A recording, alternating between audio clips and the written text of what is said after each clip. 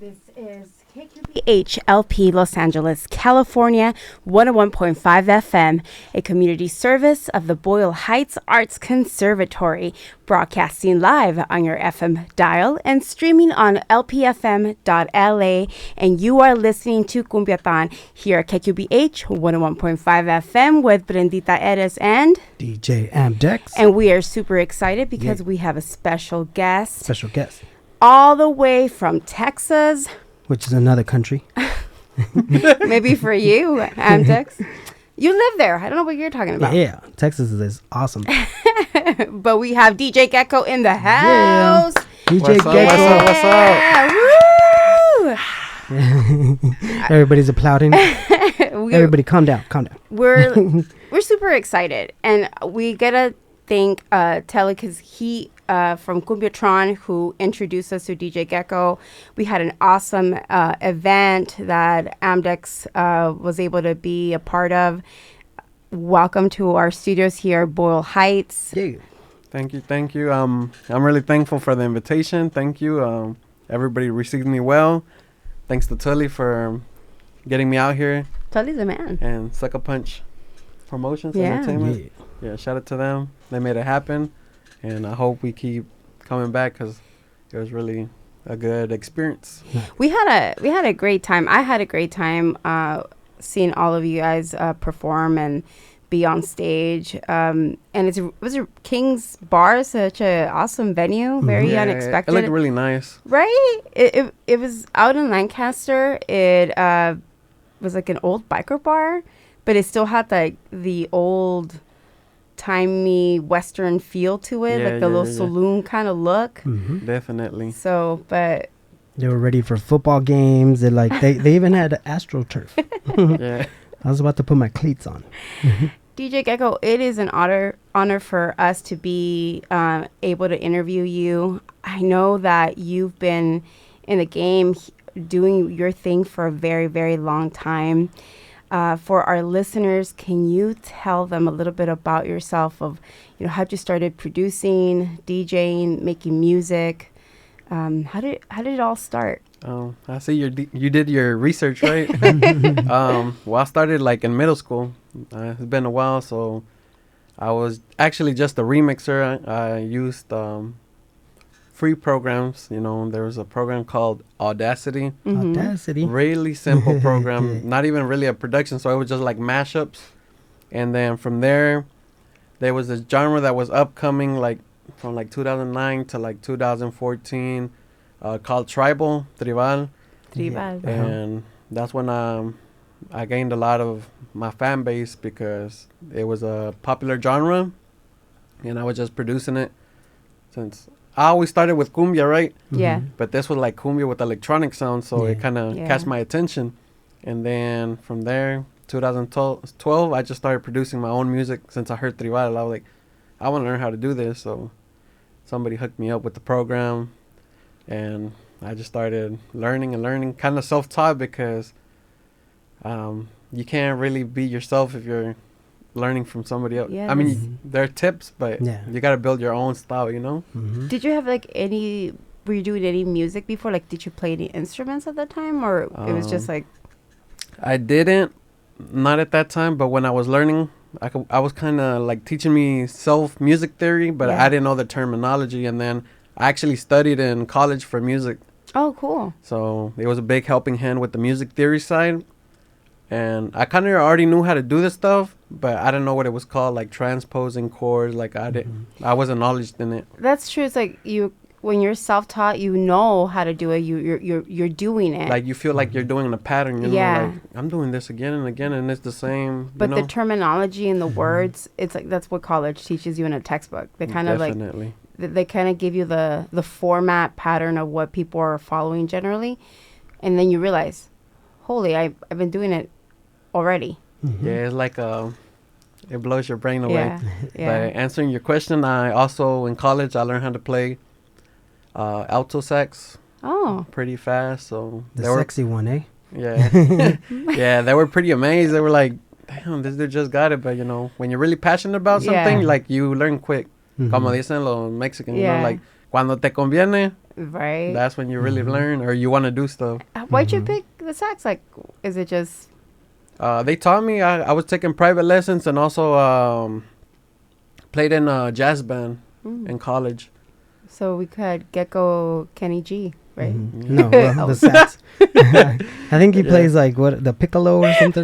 No, just kidding. Nah. And I also learned how to play a little bit of piano because they taught me in college. Yeah. Yeah, so I really like the piano. I'm not gonna say I'm like a very well-developed musician, but you know, I can. If you tell me play this key or read this score, you know, I can do it. You can That's do really it. good because it gives you a lot of room to gravitate upwards. You know, like. Yeah. And what about? Do you feel like going to school helped you with your timing as far as DJing and like understanding drums and key and whatnot? Yeah, it helped me a lot, the music theory side. But you know, they also teach you like how to connect PA systems, how to connect simple stuff. But I think you learn that once you do hands-on. You know, like. Right. That's Like true. a lot of people, you don't need to learn that if you're already in the industry. But the music theory, definitely for composers, I really recommend it. Yeah. It will help I mean, also understanding how speakers work and all that help you when you're DJing because then you understand like when you do certain drums, what they're going to do to the speakers. Yeah. You know what I mean? Like in Europe, they use a lot of the tops and then the lows, they come in, but more like a rolling kind of low versus here, like everything's punch. You know? So that's why, like, I think it's really interesting when you learn all that because especially when you're taught by somebody, like, you know, that has the Knowledge. the verbiage. Yeah. Because then, like, it's not the kind of education that only lasts if you use it. You just keep, you know, somehow you just keep bringing it back into your life, you know? Yeah. And it Yo stays longer. bailaro. But I want to know if you're a dancer. Man. I'm like, I know you make music and you put stuff out there and you DJ, but Dancing are you with the stars. are you a DJ that doesn't dance or are you a bailador? I don't really dance, to be honest, but I used to dance. I've just been really, like, I appreciate music You're a not lot. in front of the mirror doing your 3 bar steps. He said, I don't dance like Like, boogie. Like, I'm the type, like when you're by yourself, you just bust out los pasitos prohibidos. Yeah, you know, like yeah. you just start dancing and Like stripper moves. That's what I do. yeah, like when I'm alone, like I'll groove to it. But you know, once I'm DJing, I don't know. I'm really concentrated while I'm DJing, so I'm like really kind of. I look serious, so some people are like, "I want to take a picture, but you know, you look mean." I'm like, "Nah, like I'm concentrated." You know. As a person who takes picture of the DJs, everybody's biting their lip. Yeah. I was like, can the DJs remember people are still looking people at them? Yeah. That's the hard part, I think. Like when you're really like, you know, knowledgeable about music and you're trying to transform it and transcend it with your ideas, you're so focused. But nowadays they're taking pictures of you at all times. Yeah. So, you know, you got to remember not to have like that unsexy face. Yeah. I do it all the time. People are like, you're so angry. I'm not angry. Yeah. I'm like, I'm not angry. Like when I used to be concentrated back in the day, like when I used to work, I worked the restaurant, right? Yeah. And like when I would be preparing the fried food, like yeah. I always had this habit of like sticking my tongue out. Like I would be like, and they're like, put your tongue out. Jordan. Yeah. Well, that's how you know it's good. You know what I mean? Yeah. That means I'm getting hungry. That's why I had my tongue out. Yeah. Do you have any more music that it's on the works right now, or? Yeah, I actually have 2 albums I want to release here. One was supposed to release July, but I had to delay it because I was on a little vacay and Nice. there's still some adjustments I want to do. But I do have 2 albums. I can say the name, you know, because I don't have a record label. I'm my own record label. Yes. So Oh, right on. I have one that's going to be called Cumbia's Gone Wild. Mm-hmm. And I have another one that's going to be called Tribal Legends Volume 3, which is a trilogy that I did. So this is the last album for that. And I also want to do another album. I already have like the promotional design and everything. That's going to be called Nostalgia. So what that's going to be is like bringing back old school songs, like, for example, breakdance songs like Don't Stop the Rock and Cumbia. Oh, wow, I'm going to cool. do really like mostly are going to be like electronic songs, but like Latino rhythms and Yes. sounds. So I think that's like what's really hot right now. Mm-hmm. so I'm just trying to bring back some old hits but modernized. So Yes. I think it'll be a pretty good album. What programs are you using now? I use FL Studio, also known as Fruity Loops. Right. It's a MIDI sequencer DAW, digital workstation, and that's what I learned. And I've tried other programs, but that's just what I'm really comfortable with right now. It's all about being able to get your ideas out, because, like, let's say sometimes you get a program that's too advanced, and here you are with a great idea, but you can't, project your concept. Yeah, that's so true. You got to use what you know. I kind of, I don't know, man. I just experiment a lot. I do. I don't know if y'all have listened to a lot of my tracks, but some are maybe old school songs modernized, or I have original songs that I like to. I listen to all music. Like I said, I appreciate a lot of music, so I might get stuff from like Middle Eastern, Argentina, Colombian, like different instruments, like the gaita. You have shakers, you have huidos, you have cabazas. So really just collecting different stuff that I like and mixing it with cumbia, just like I do with English songs into cumbia. Yeah. How do you get the acapellas? Acapellas, that's a good thing you asked, because most of them, since they're old songs that I remix, I believe like maybe like a studio owner or somebody leaked the acapellas because they're like studio, but there is some times where I have to filter it, which technology has come a long way, where you can download a program and do what they call music rebalance, right? And that eliminates, if you want to keep the acapella, you can have the acapella, or eliminate the drums and keep the drums. Yeah. Vice versa with different stuff, bass line, etc., etc. That's dope. Like I use Neuromix, but Neuromix is kind of like not the expensive program, so it tends to have that little bit of compression sound. So you can use snippets of it, but if you use the whole song, it's gonna sound like you're gonna hear the compression sound. Compression. Yeah. So I'm always trying to like figure out how to or what's the next program that I could use to get it a little bit cleaner. Yeah. I mean, I'm not 100% satisfied with my sound, my mastering yet. But I feel like my concept is there, and I always tell people, don't let that, discourage you from releasing your music, because I feel like a lot of people want to do like the loud war. They want to have the loudest and best compression, and if you think about it, some of my songs, like I'm saying, it's not compressed all the way good, but if your song has a really good music composition, people will listen to it. Oh yeah. Just like back in the day, they didn't have all that stuff. They recorded, you can hear the vinyl or the little air, the crackles. Yeah. And my dad, I listened to Cumbia de los Pajaritos. You can really hear the little crackles in the beginning of the song, and that song is like a big banger in the sonidero industry. Right on. Yeah. That's dope. I find it amazing. I know you guys are geeking out, and I'm like trying to like document and trying like, to take understand.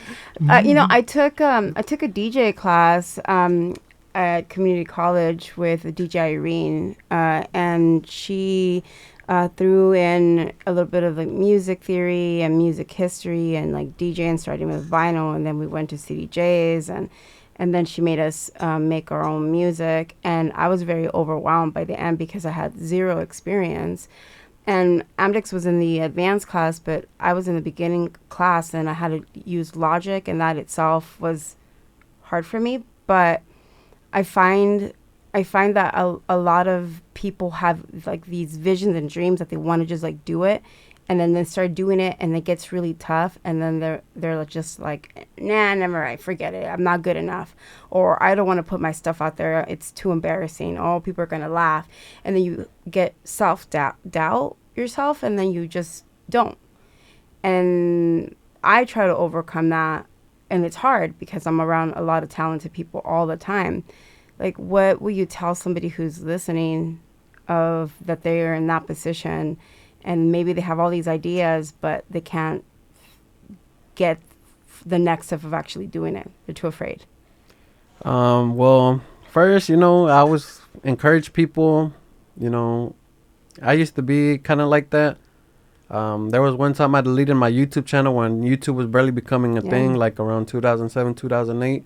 It was barely popping off. There was influencers and like Mr. Beast. They didn't have that many followers. There was Mr. Beast, the Annoying Orange, and these other really weird influencers. I didn't pay attention because it wasn't my cup of tea, but I still, they reached out to me like their videos, you know. They didn't hit me up, but like their videos, you know. Right. And I watched a few, but I didn't think it was gonna be that big, you know, YouTube where you get paid with ads. But what I'm going to is basically like everybody starts somewhere.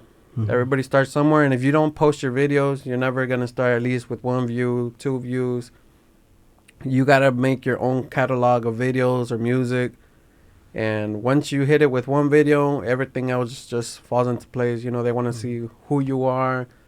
Let me hear some more music. You know, they want to really just know who you are and what you make, and you start getting an audience, building your community. But you just have to release your content. Don't be scared to release it, because I've deleted my YouTube channel one time and I had millions of views, and because people were talking crap. You know, that's so sorry. and it's true, and it's true. It's really it's so true, and because I think even for us, like we've been here a couple of years, but our content, we don't put it out.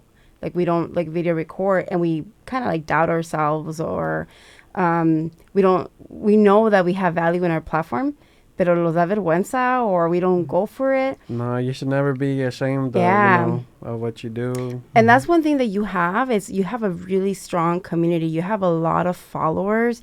You're like super popular on TikTok.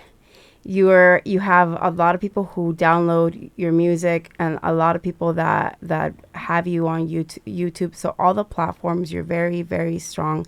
And to think that at one point you started with a couple of views, a couple of likes, and now you're in the thousands. Yeah, actually millions. I was very discouraged when I deleted my YouTube channel, and I just did music for like hobby, having fun, and because I liked it. I was really passionate about it. I did not know that around 2012 or 2011, YouTube launched their monetization program. So there was all these fan accounts, or I don't know what you would call them. They would upload my music, so they were actually getting paid off my music, and I didn't know till 2016. Oh, wow. And that's when I officially stepped into the digital platforms with my first album called Cumbia Vision. You know, I didn't really promote it a lot because it was my first one, so I just kind of tested the waters. And that's another discouragement too, because I was like, I just invested, you know, because I used to be like everybody else. I was young, and money wasn't, you know, it wasn't something I had. So I was working a full-time job, had my expenses, and it wasn't getting any streams. So, you know, that discourages you. Like, should I keep going, or am I wasting my time? But it's like everything in this world, you know, when you really want something, there's always going to be obstacle. Not an obstacle, but there's always going to be that motivation to keep going if you really, really want recompensa. it. How do you say that in English? Recompensa. A reward. There's always going to be that reward of after, you know, you're going through a storm. Yeah. And I always like to compare music or anything you do, you know, makeup. If you're a YouTuber, you're a DJ, you do podcasts, you do makeup. Like right now it's 2022, and there's money to be made out there with all this stuff going on with the internet. And yeah, it's like, for example, like what I was gonna go to is like, it's like if you're kind of big and you go to the gym, you're not gonna get skinny from one day to another. Yeah. There's no way. You know, that's the same thing with the streams. I'm not gonna blow up overnight, which it might happen to some people if they just have that promotion, or they're really known. Yeah. Like all these influencers, they can go viral because they already built their fan base. Yeah. But you know, you're not gonna go viral one day to another. Just like you don't go to the gym one day to another and get skinny. It's a process of dedication, time, and patience. That's so true. You hear that, my trainer? You hear that? We gotta go more days. You can't force me to be all skinny on one day. Oh man, thank you so much for those like wise words, because I'm sure that, you know, there's a listener out there sitting in the room trying to do their thing and getting discouraged and not willing to step forward. But then it's always good to hear words of wisdom and experience and support. I don't want time to go by and for you not to drop a set. So we are ready for what you brought us forward, because we know that you're gonna light this place on fire. DJ Gecko, we're so honored that you're gonna drop a set for us. It's so sad that our show is only 1 hour. That tengo que apurar. I'm like, ándale. Yeah, you had probably more questions lined up, but I had so many questions, so many, but you know what? That only means that we're going to visit you in Texas, comfort of your own home, and then we'll go and, continue the rest of the interview. Or the interview, and do a podcast over there on site. So when you're ready to have us Texas, we'll stop by. All right. Thank you for having me. Don't worry. We're going to end the show with finding your social handles and telling everybody where they can follow me and contact me. Yes. You guys are listening to KQBH. This is 101.5 FM.